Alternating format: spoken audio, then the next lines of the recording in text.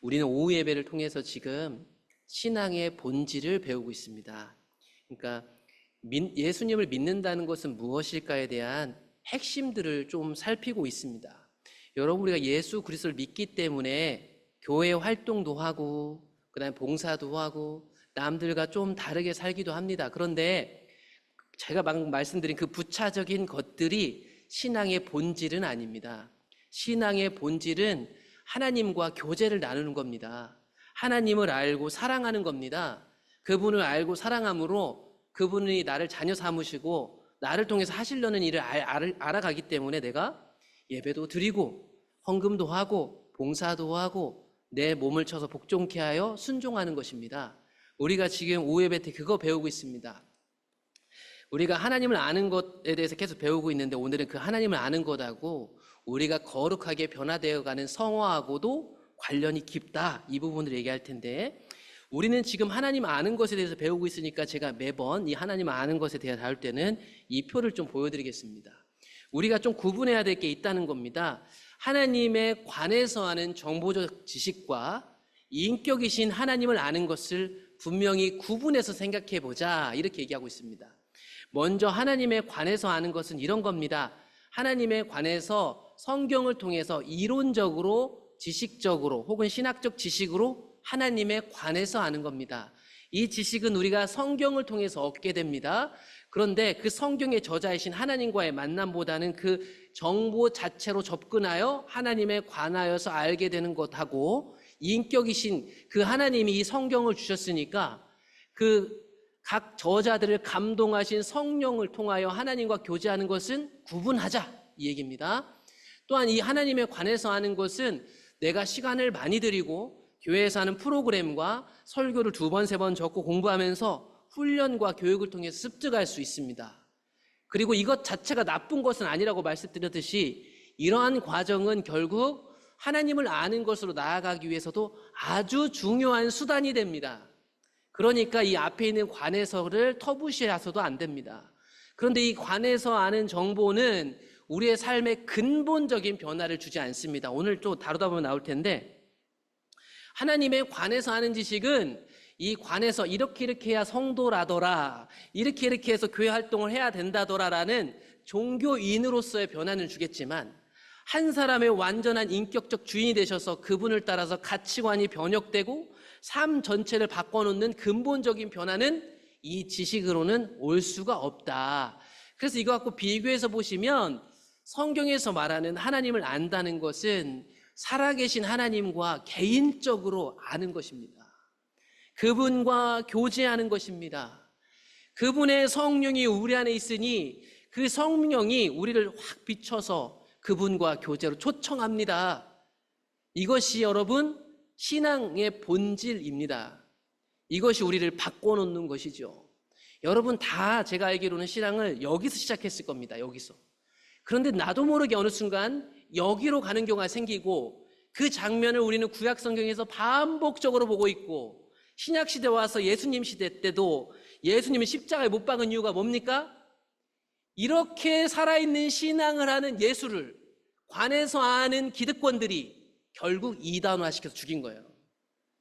그러니까 여러분, 이게 우리한테도 일어날 수 있단 말이에요. 아니, 죄송한 말이지만 지금 하나님에 관해서 아는 것으로 신앙을 하고 있으면서도 나는 하나님을 안다라고 착각하는 사람들이 태반일 수 있다, 한국교회에.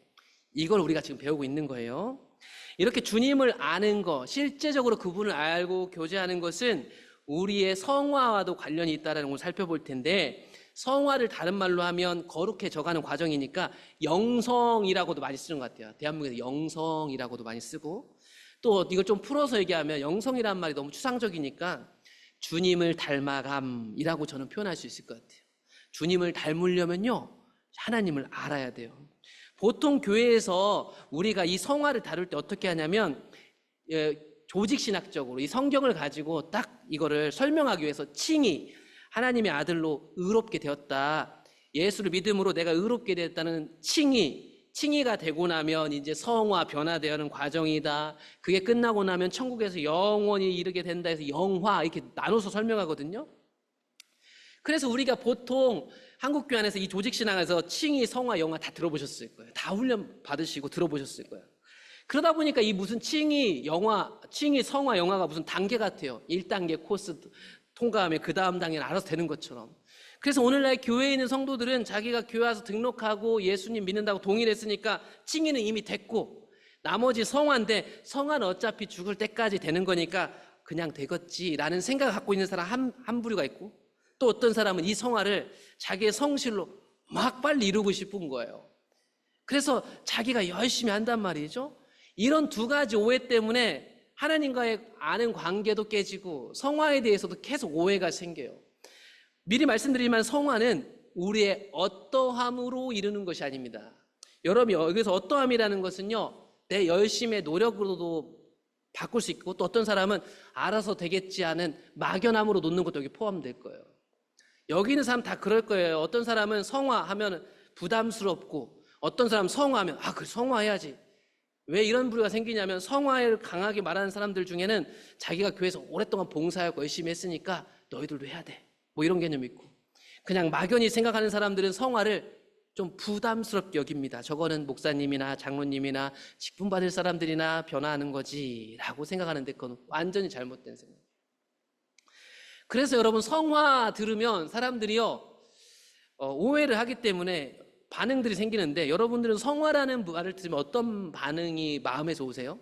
첫 번째, 와, 성화, 그 거룩하게 변화된다, 내가 예수님을 닮아간다, 설레고 가슴 벅차고 기대되세요?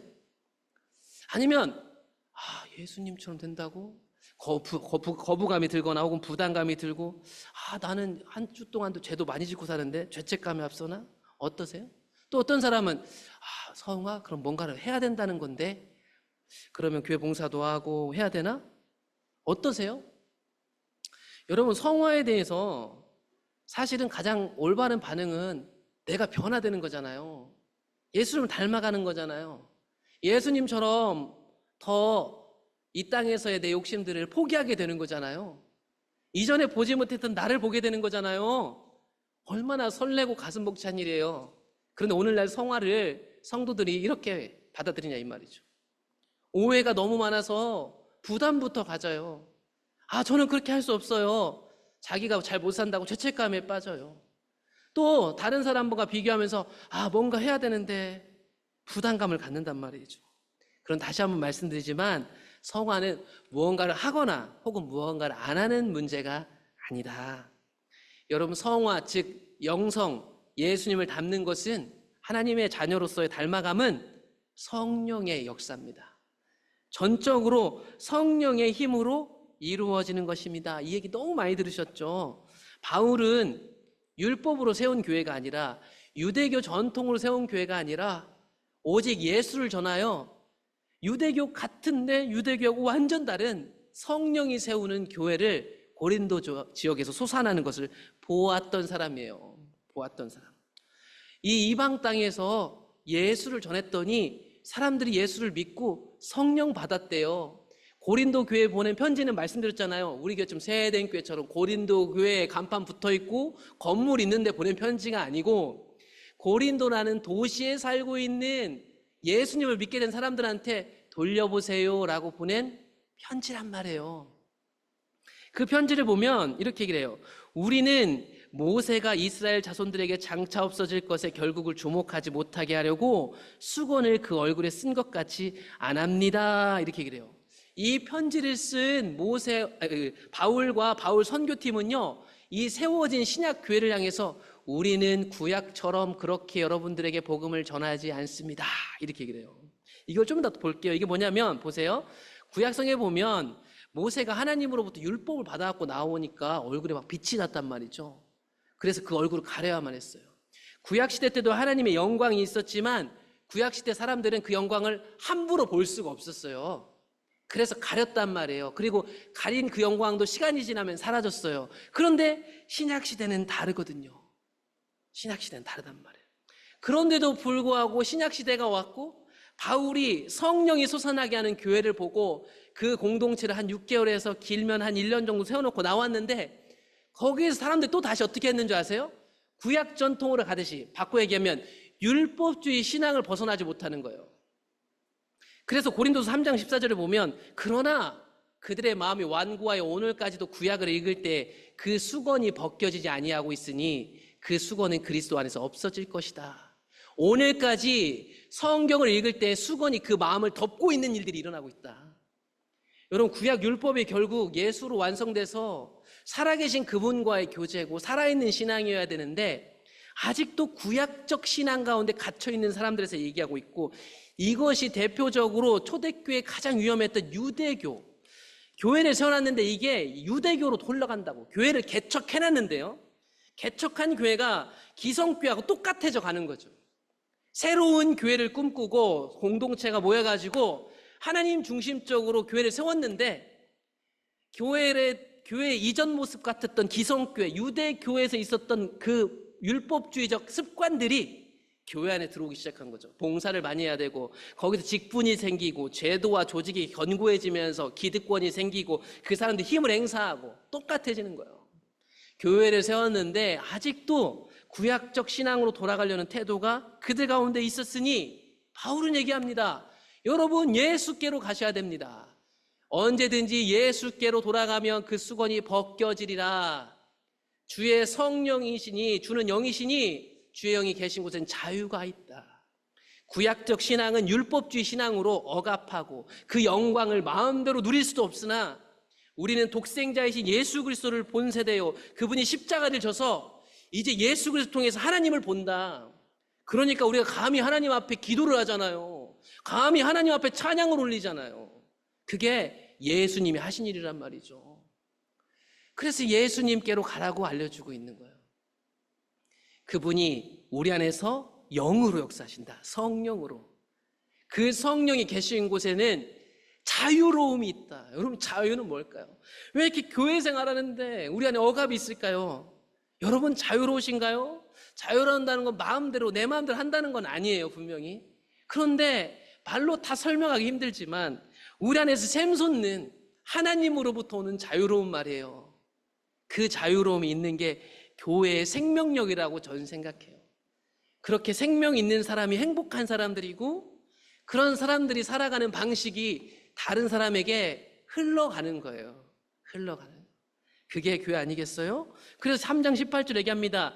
우리가 다 수건을 벗은 얼굴로 거울을 보는 것 같이 주의 영광을 이제 본다. 그와 같은 형상으로 변화된다. 그래서 하나님의 영광에서 영광에 이른다. 이게 누가 하시는 거예요?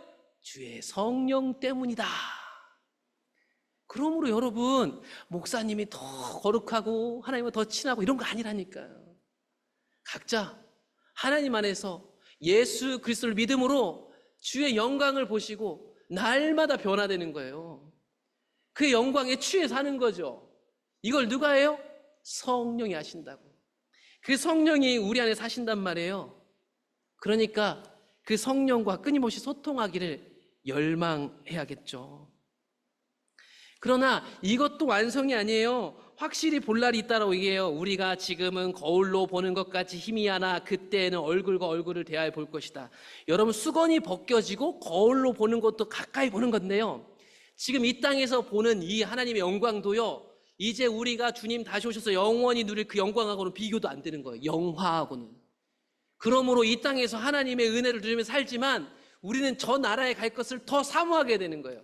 그래서 지금도 구약에 비하면 수건 벗고 거울로 보는 것처럼 보이지만 이 당시 거울은 우리가 보는 완벽한 거울은 아니고 청동 거울이어가지고 잘 보이긴 해도 지금 우리가 갖고 있는 거울하고 달라요.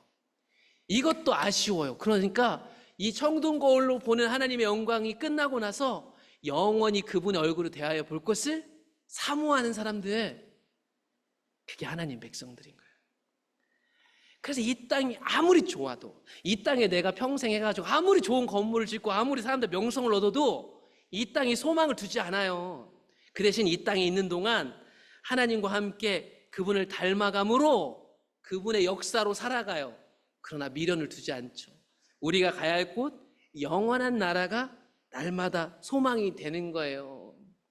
그러니까 여러분, 신앙이 연수가 더하고 천국 갈 날이 가까우면 천사처럼 반짝반짝 빛나는 게 정상이라니까. 다 식어버린 사람처럼 있는 게 아니고 이 인생의 비밀을 깨달아서 욕심이 없어지고 집착이 사라지고 하나님 은혜로 반짝반짝 빛나는 사람, 가진 집이나 직분으로가 아니라 그 사람 냄새 자체로 영화에 이를 그 목전에 이를 사람처럼 보이는 사람들, 그게 하나님 백성들이죠. 이런 사람들이 교회에 한두 명이라도 있으면 사람들이 함부로 신앙을 할 수가 없어요. 오늘 다 그래 놓으니까, 저 같은 목사부터 다 그래 놓으니까 말만 한다고 생각해요, 세상 사람들이. 그 말이죠, 뭐. 좋은 말이긴 한데 볼 수가 없으니까. 교회는 볼 수 없는 하나님 나라를 이 땅에 실물로 보여주라고 있는 곳이거든요. 그래서 저는 예수 믿는 사람은, 교회 다닌 사람은 세상 사람들하고 사는 방식이 틀려요. 제가 부담 드리는 게 아니라 틀린 방식으로 한다니까요. 그래서 그것이 세상 사람들에게 주목이 되는 거고 거기서 천국이 보이는 거예요. 좀 정리를 하면, 성화는 우리가 무엇을 하거나 혹은 하지 않는 그 무엇이 아니라는 걸 다시 한번 말씀드립니다. 주일 성수, 11조, 전도, 기도, 술 안 먹는 거, 담배 안 피는 거, 바른 말 사용하기, 이거 나쁜 거 아니에요. 좋은 거죠. 이거는 성화의 열매이지만 성화 그 자체가 아니다. 근데 사람들이 이걸 헷갈려하죠. 이 순서가 상당히 중요한데 순서는 별로 중요하게 생각하지 않고, 이게 성화 열매니까 내가 성화했다고 나를 설득하고 혹은 사람들을 설득하고 싶어서 이거에 집착해, 집착. 저는 이게 다 이루어졌으면 좋겠어요. 주일 성수 하셨으면 좋겠고 11조 하고 전도 다 하셨으면 좋겠어요. 근데 이게 하나님으로부터 나온 거였으면 좋겠어요. 근데 이거를, 그런 개념이 없으면 이거에 집착하니까 사람들이 어떻게 되냐면 이거 안 하면 큰일 나는 줄 알아요. 그리고 이거 하는 사람은, 이거 안 하는 사람은 참신앙이로 쳐주지도 않아요. 그렇죠? 네. 그런 게 왜 생기냐면 다 이것 때문에 생기는 거다. 성화는 우리가 하는 그 무엇이 아닙니다, 여러분. 인격이신 살아계신 주님과의 사랑의 교제입니다. 그 교제와 성경이 말하는 성도의 삶의 교제가 이 열매, 성경이 말하는 열매를 맺히게 하는 거예요. 그런데 이 순서가 바뀌면 율법주의가 되는 거고요. 그래서 예수님 시대에 종교 지도자들이 예수님이 주일 성수 안 지키는 것 같아가지고 공격했잖아요. 그쵸? 왜 안식일 날 병자 고치는 거야? 그거예요. 그것에 대해서 예수님은 반대하셨고 하나님이 그날에도 일하고 계셨죠. 여러분, 우리는 주님을 보는 만큼, 주님과의 만남을 통해서 그분과 가까워지는 만큼 주님의 형상으로 변화되는 거예요. 사도행전 7장에 보면 처음 교회가 생겨나고 처음 교회 집사님, 순교자가 나왔는데 그게 누구냐? 스데반 집사님이었잖아요. 집사님들, 그 당시에 예수님의 사도들이 말씀 가르치고 복음 전하는데 집중하려고, 성령 받게 하는데 집중하려고 구제하는 거 어떻게 보면 교회 봉사시키려고 뽑아놓은 집사님이셨는데, 이 당시 집사님들은 사도들하고 똑같이 성령 충만했고요. 그 직무를 맡았을 뿐 순교자의 대열로 오를 정도로 질적 차이가 없었어요. 역할의 차이만 있었죠. 이 스데반 집사님이요, 돌 맞아 죽습니다. 돌 맞아 죽으면서 이렇게 얘기를 했대요. 예수여, 내 영혼을 받으시옵소서. 이거 예수님이 십자가 달리실 때 했던 말씀이잖아요. 다 들어서 이 사람도 알겠죠. 뭐 예수님 흉내내는 걸까요? 만약에 여러분들이라면 누가 나한테 비난의 돌을 던져서 내가 목숨을 지금 잃게 생겼는데 예수님처럼 보이려고 이렇게 연기하겠어요? 지금 상황은 급박하고 매우 억울한 상황입니다. 무릎을 꿇고 크게 불렀죠. 주여, 이들이 나를 돌 던지는 건 죄인데 이 죄를 그들에게 돌리지 마세요 하고 죽어갔다. 나를 죽이고 모함하고 험담하는 저들을 위해서 기도할 수 있는가? 이제 나는 곧 죽는데, 이 억울함을 풀 기회도 없는데 이 억울함을 지고 이단 괴수가 돼서 돌 맞아 죽을 수 있는가? 이게 초대교회 믿음이었다니까요.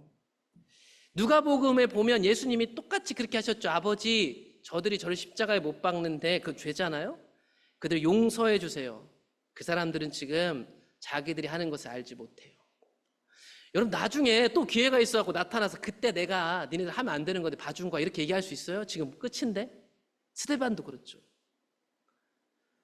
뭐가 그렇게 교회 생활하면서 억울한 게 많은지 모르겠어요. 저는 때로는 그 억울함이 올라도 왜 그걸 표출해야 되는지 모르겠어요. 우리가 십자가 앞에 서면 하나님 앞에서 꼬꾸라질 수밖에 없는데 말이죠. 스데반 집사님은 어떻게 저 삶의 마지막에 저렇게 평온했을까? 그 순간에도 어떻게 예수님을 꼭 닮아 있었을까? 아마도 그분은 주님의 영광을 본 사람이기 때문이에요.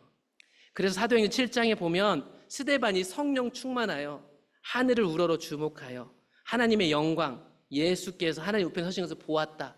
이렇게 돌 맞아 죽으시기 전에 무슨 일이 있었나 했더니 그 돌 맞아 죽는 현장에서 성령이 가득해가지고 하나님의 영광을 봤다는 거죠.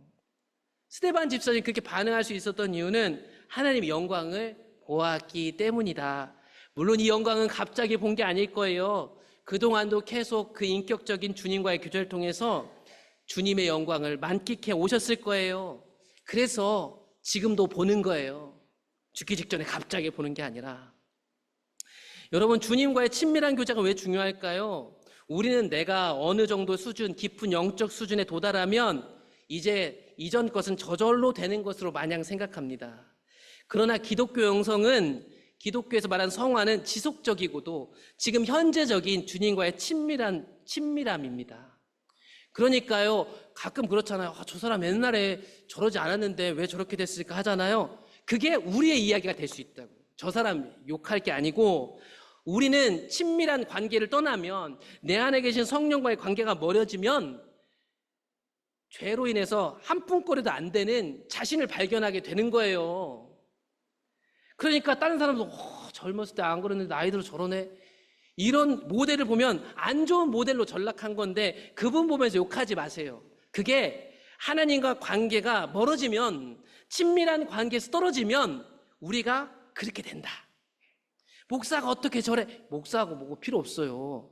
하나님과의 관계가 균열이 생기고 멀어지면, 서서히 멀어지면 그렇게 되는 거예요. 근데 자기는 몰라요. 왜냐하면 내가 목사니까. 내가 지금도 신앙의 본질에 대해서 이렇게 설교하고 있으니까 나는 그렇게 살고 있다가 누구보다 착각하고, 내가 가르치고 있으니까 나는 이 수준에 올랐다고 생각하는 거죠. 그래서 레벨이 나는 다른 거죠. 그런데 기독교 신앙은 그런 게 아니라고 말씀드렸습니다. 오늘도 하나님과의 깊은 관계가 아니면 넘어지는 거죠. 그게 누구였냐면 구약시대에 보면 다윗이죠. 다윗 어릴 때부터 얼마나 엘리트 코스로 하나님 앞에서 성령 충만한 사람이에요. 그런데 그가 밧세바를 범할 때 모습 보셨죠? 그게 그분과의 관계 안에서 조금이라도 떨어져 있으면 나타날 우리의 모습이다. 우리의 모습. 그래서 오늘도 우리는 하나님을 만나기를 간절히 사모하고 그분 안에서 교제하고 그분의 영광 보기를 원해야 되죠. 여러분, 변화에는 두 가지 종류의 변화가 있습니다. 하나는 물리적 변화고 화학적 변화인데 말이 어려운 것 같지만, 물리적 변화라는 건 모양만 변한다는 거예요. 나무로 의자를 만드는 것처럼 나무를 가져다 깎아다가 의자를 만든 것은 그저 본질, 그 내용, 속 내용은 변하지 않고 그저 모양만 변하는 변화가 있고요. 화학적 변화는 뭐냐면 염산과 나트륨이 합쳐서 완전 새로운 물질인 소금이 되는 것, 염화 나트륨이 되는 것인 화학적 변화가 있어요. 예수를 믿는다는 것은, 성화가 된다는 것은 물리적 변화가 아니고요, 화학적 변화로 완전히 새로운 존재가 된다는 거예요, 성화는. 그래서 성화를 이 두 가지 변화로 생각해 본다면, 우리가 하는 그 어떤 무엇의 관점으로 나온 성화는 오로지 물리적 변화 가져온다. 아까 나무를 의자로 만든 것처럼. 그래서 이 물리적 변화는 교회에 가면 어떻게 하면 되는지, 예수 믿으면 어떻게 해야 되는지에 대한 종교적 지식을 얻어서 종교인은 되지만 근본적인 변화를 경험할 수 없기에 삶에서 하나님을 경험하지 못하는 겁니다. 그런데 이런 사람들이 많아지면 이 사람도 혼란스럽잖아요. 그러다 보니까 우리가 이런 종교인도 그냥 천국 가는 것처럼, 종교인도 괜찮은 것처럼 우리가 생각하는 경향성이 강해졌다. 그러나 신앙의 본질은 근본적인 변화를 가져오고, 그게 신앙이라고 성경이 가르쳐요. 주님과의 사랑의 교제는 근본적인 변화를 가져오게 되어 내 가치관이 변해요. 생각이 변해요. 삶의 방법, 삶을 살아가는 목적, 모든 면에서 근본적인 변화를 가져오는데, 이 변화를 가져오는 이유는 주님과의 관계가 생겼기 때문이고, 그 주님이, 주님이라는 말 그 자체로 우리의 주인이시기 때문이에요. 그래서 더 이상 이제 내 생각, 내 마음, 내 뜻, 내 기분에 따라 살지 않아요.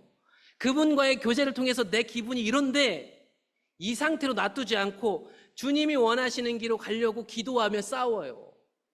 그러니까 달래는 거죠. 자연스럽게 되는 게 아니고 그분과의 교제를 통해서 주님이 도와주심으로 우리는 그 주인을 따라가는 거예요. 근데 오늘 안 따라가시잖아요. 여러분, 리더도 안 따라가는데 주님 어떻게 따라가겠어요?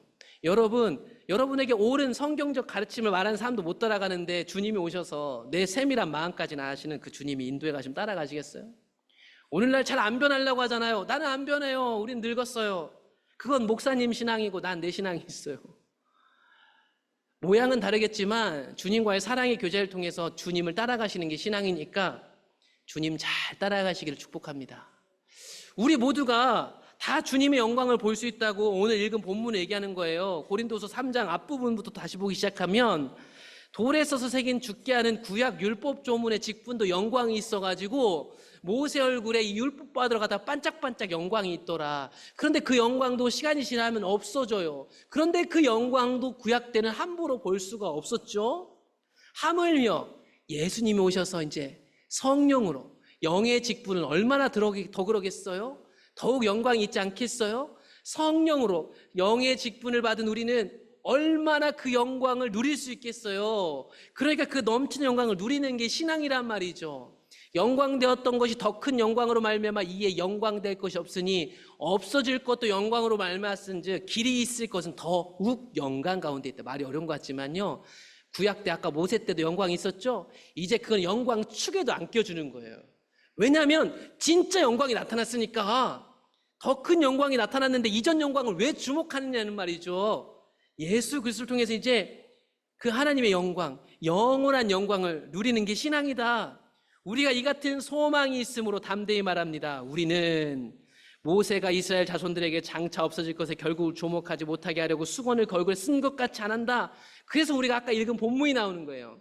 이제 하나님의 영광이 이렇게 넘치는데 왜 과거로 구약으로 돌아가려고 하느냐. 이제 그 영광을 소망 삼아 이 넘치는 영광을 날마다 누리는 게 우리의 기쁨인 거예요. 그러니까 여러분, 이 영광을 못 누리는 게 막 애통스러워야 돼요. 이 땅에서 하루하루 하나님의 영광을 누리며 살아야 되는데 우리가 연약해서 넘어지고 뭐 외부 공격으로 넘어지고 하면 이게 속상하다니까. 넘어지게 하는 누가 미운 게 아니고 저것으로 넘어져서 내 안에 가득한 주 영광을 못 누리는 게 속상한 거예요. 그게 신앙인 거죠. 그러나 그들의 마음이 완고하여 오늘날까지도 수건 쓰고 하나님 영광을 가지려고 하는 사람들이 있죠. 그런데 예수 안에서 다 없었다니까. 목사를 통해 은혜 받으려고 하지 말고, 찬양대를 통해 은혜 받으려고 하지 말고, 여러분 안에 계신 성령을 통하여 그분을 닮아가고 영광을 누릴 수 있는데 무엇이 여러분들의 수건으로 지금 작동하고 있는지를 살펴보시란 말이에요. 이 영광을 여러분 삶 곳곳에서 누리셨으면 좋겠어요. 밥을 할 때, 일을 할 때, 때론 누가 다투고 있는데 연약함 속에 주의 영광이 임해요. 여러분, 이게 신앙 아니겠습니까? 그러니 바울이 얘기했잖아요. 예수님께로 가세요. 거기서 자유로워지세요. 더 이상 여러분 묶여 살지 마세요. 주님 안에서 자유를 누리시는 그 행복이 여러분 삶에서 퍼져나가도록 마음껏 영광 가운데 거하세요. 오늘 말씀을 정리합니다. 여러분, 하나님을 아는 것은 우리의 성화를 위해서 필수입니다. 성화는 우리의 노력으로 이루어지는 게 아니에요. 우리의 어떠함이 아니에요. 그분이 우리를 이루어 가시는 것이죠. 그러므로 우리는 우리 안에 계시는 성령을 통해 예수 그리스도라는 약속을 믿음으로 하나님의 영광을 누리셔야 돼요. 그래서 그분을 보는 만큼 닮는 거죠. 어린아이들이요, 처음 태어나면 말도 못하고 표현은 원시적으로 하는 것 같지만 그 아이들이 대부분 뭘 하냐면 부모를 보는 거예요. 그죠? 부모를 보고 아는 만큼 나중에 우리 가정에서 통용되는 말, 제스처, 몸짓을 알게 되는 거죠. 그래서 얘가 좀 크고 나면 어디서 배웠는지 나하고 똑같은 말투와 똑같은 습관을 갖는데 그 아이가 나의 영광을 보고 자랐기 때문이죠. 우리 안에 계신 주님의 영광을 보는 만큼 우리는 예수님을 닮아가요. 이 주님의 영광을 보도록 성령을 주신 거 아니겠어요? 그 성령이 우리 안에 사시니 우리는 다 주의 영광을 볼 수 있어요. 그 영광 보기를 사모하는 마음으로 한 주간을 또 마음껏 여러분 안에 있는 행복, 그 복을 누리시기를 축복합니다.